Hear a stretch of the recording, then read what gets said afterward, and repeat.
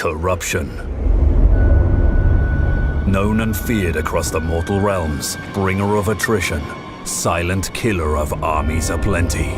With the inclusion of the demonic factions, corruption has received new life and function.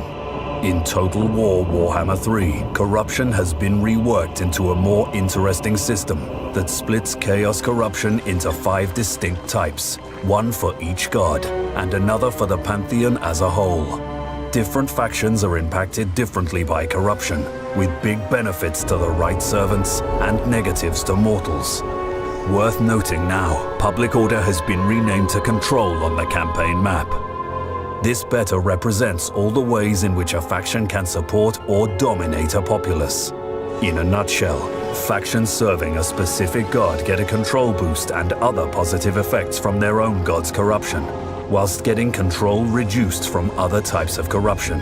Mortal factions receive control and growth reductions, plus special negative effects based on the specific god's corruption. Undivided factions receive the positive effects but nothing related to control. Their specific Chaos Undivided corruption has the attrition effect for their enemies and the control bonus for them. These effects increase in potency as corruption takes hold, topping out at 100 corruption maximum. Lord presence, heroes, special actions, province commandments, buildings, and more all contribute to the spread of corruption, making it inescapable for invading armies. But all is not lost. Every corruption, even Skaven and Vampiric, reduces all other corruption types in the region, meaning a region being defiled by a couple of Chaos Gods isn't uncommon, though 4 would struggle to maintain in one place. Let's take a look at each of the Chaos Gods' corruption effects broken down. Khorne first. As a positive effect, we see an increase in melee attack and charge bonus. As a negative, there's a decrease in melee defense for local armies.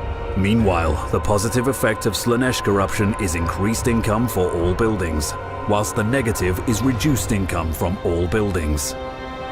Nurgle sees increased growth for his positive effect, and increased chance of plague spreading and plague duration as the negative. And finally, Tzeentch is positive. Winds of magic are more likely to increase in strength when changing. The negative, winds of magic are less likely to increase in strength when changing. As you'd expect, each type of corruption has a value up to 100, with various thresholds along the way governing the intensity of the effects.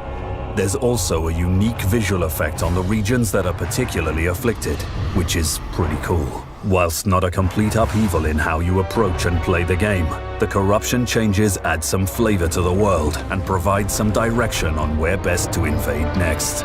So go forth and spread corruption. Make the Chaos Gods proud.